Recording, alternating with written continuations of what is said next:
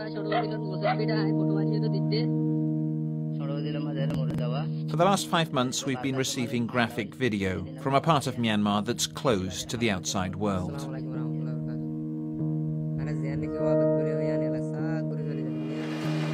The Burmese government wants to keep what's happening secret.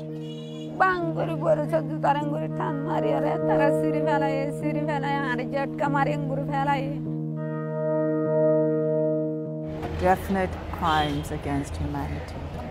And what about Aung San Suu Kyi, Myanmar's democracy icon turned leader? Ms. Suu Kyi, the United Nations has accused this country of committing crimes against humanity. Do you have any response to that?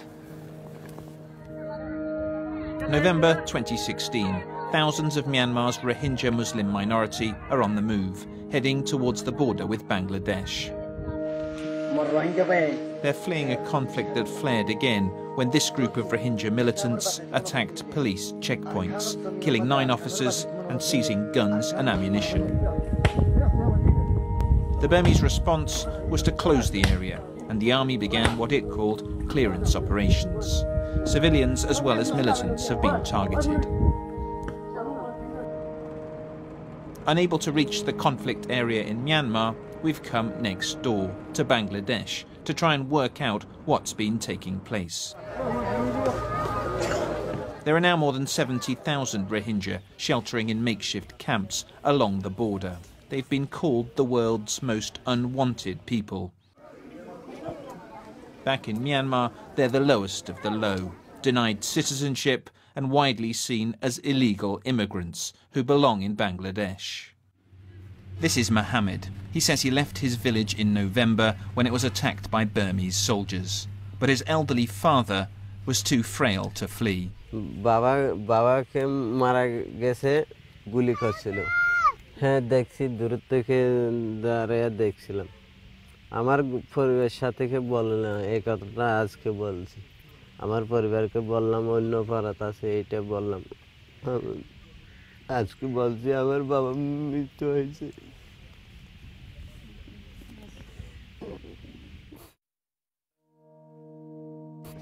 Mohammed's story is supported by video we've verified of helicopters overhead, burning homes, and large numbers of burnt bodies. All our smartphone footage has been given to us by a group that's been meticulously documenting events and verifying video. The government accepts that at least 25 people died here, but have claimed that the Rohingya have been torching their own homes across the area. A year ago, Burmese history had seemed set on a very different path. Released from house arrest, national heroine Aung San Suu Kyi had secured a huge election win. Overnight, decades of brutal military rule came to a remarkably peaceful end. But Suu Kyi's hard-won freedom and power have their limits. The Burmese generals have refused to hand over control of key ministries and the security forces. Since October, the United Nations and human rights groups have reported hundreds of cases of murder, rape and abduction committed against the Rohingya. Under international pressure to do something, Aung San Suu Kyi set up an investigation team. There are no Rohingya on it, and it's led by this man, Myint Sway, the vice president and a former general. Its methodology and treatment of victims have been criticised by the United Nations. Take this encounter between a Rohingya woman called Jamalida and one of the investigating officials. She was trying to tell them that she saw a group of women being forced into the bushes by soldiers.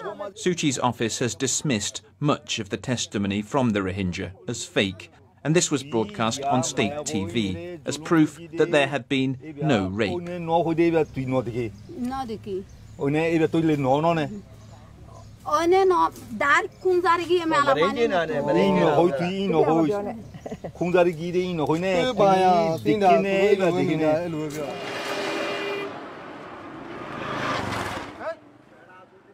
We tracked down Jamalida to a refugee camp in Bangladesh. She told us that she'd spoken to the investigators after being promised she'd face no reprisals.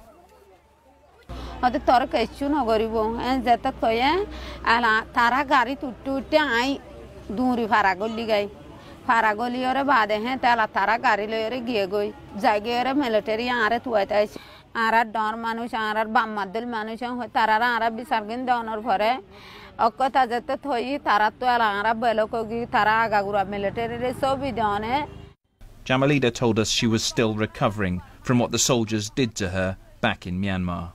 And the bodies of Zuta, Bodoliga Didia, bodies got Didia, Banguri Boris of Zutaranguri Tan Maria, Tara Sirivela, Jet Kamaringuru Fela.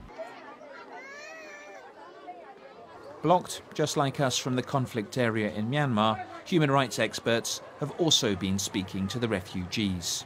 At the airport, United Nations envoy Yang Hee Lee told me she was shocked by what she'd heard. Definite crimes against humanity. Committed by the Burmese army against the Rohingya? Yes. By the Burmese, by the Myanmar military, border guard, or the police or the security forces. Crimes against humanity is obviously very serious. How much responsibility should Myanmar's leader, Aung San Suu Kyi, bear for this? At the end of the day, it is the government, the civilian government, that has to answer and respond to these massive cases of horrific torture and very inhumane crimes they have committed against their own people. The area where these crimes took place is remote and under military lockdown. But we can fly to the biggest city in Rakhine State, Sittwe. Sittwe used to be a mixed town, with Buddhists and Rohingya Muslims living side by side. When violence erupted in 2012, Rohingya were forced from their homes and out of Sittwe. Now the once busy central mosque lies abandoned. On the streets and in the tea shops, it's hard to find anyone with much sympathy for their departed Rohingya neighbours. Most Burmese see them as illegal immigrants. Could you see a day when the Rohingya will come back here and the Buddhists and the Rohingya will live side by side?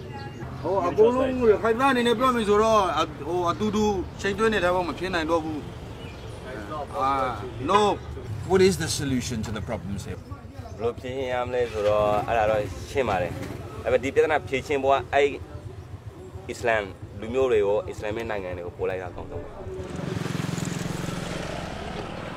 There is one small community of Rohingya who refuse to leave Sittwe.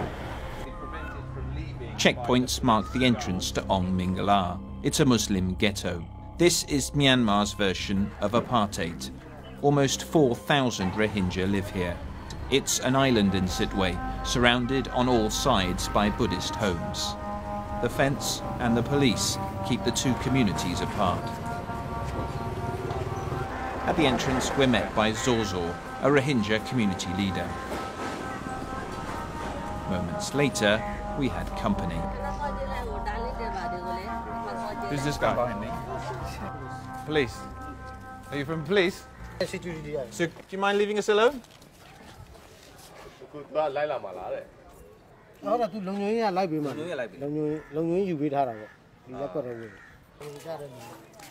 Are the secret police always inside the camp?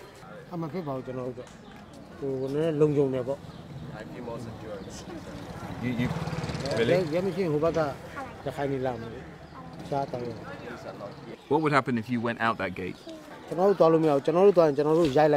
Beaten by who?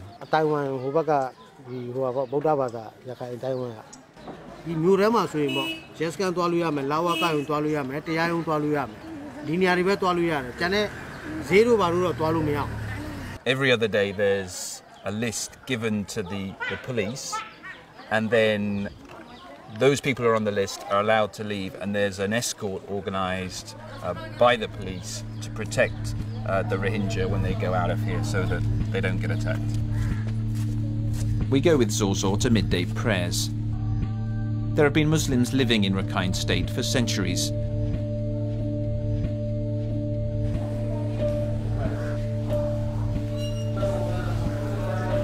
This mosque dates back almost 140 years.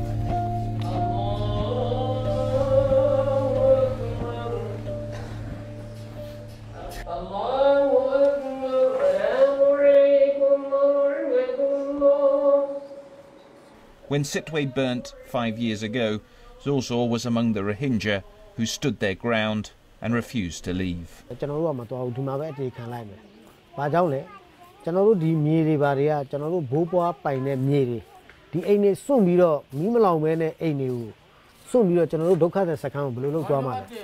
you expecting Aung San Suu Kyi to be more sympathetic to the plight of the Rohingya? Aung San Suu Kyiနိုင်ငံတော်ရဲ့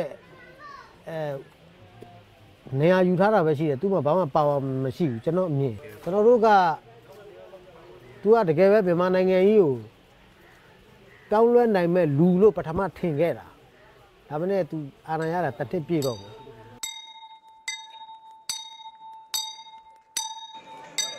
It's Union Day, and in the town of Panglong in Shan State, the crowds are gathering for a rare chance to see Suu Kyi. This event is something of a sham. It's celebrating Myanmar's ethnic diversity, though the country has, in fact, seen decades of war between the army and rebel groups from ethnic minorities.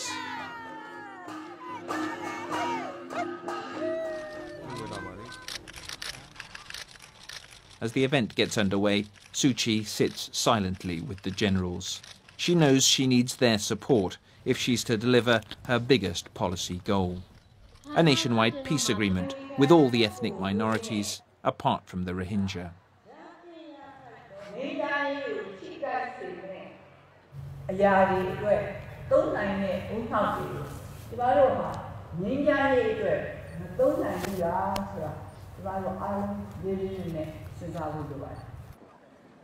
Since she came to power, all our requests to speak with Ms Suu Kyi have been rejected. Ms Suu Kyi, BBC, can I just answer your question, please? Ms Suu Kyi, the United Nations has accused this country of committing crimes against humanity. Do you have any response to that?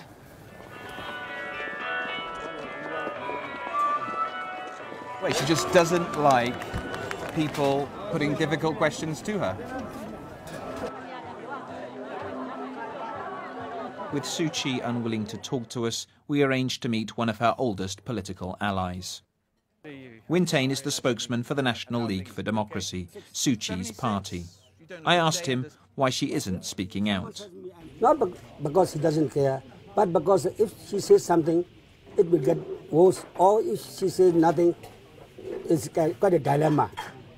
So you think the criticism which has been levelled against Aung San Suu Kyi, particularly over the treatment of the Rohingya in Rakhine State, you think that's unfair? But I won't say that she's going to do anything, but we are still finding ways. As a new government, which is trying to achieve true democratic country, we have thousands of problems. But it's a serious problem. The UN has said that maybe crimes against humanity are taking place Well, there. we don't believe that it's crimes against humanity. It is an international affair. It's not an international affair. For most Burmese, life in the last few years has certainly changed for the better. But the Rohingya are still waiting, and their hopes are fading. So far, the price of power for Aung San Suu Kyi has been silence on the principles and values that she once held so dear.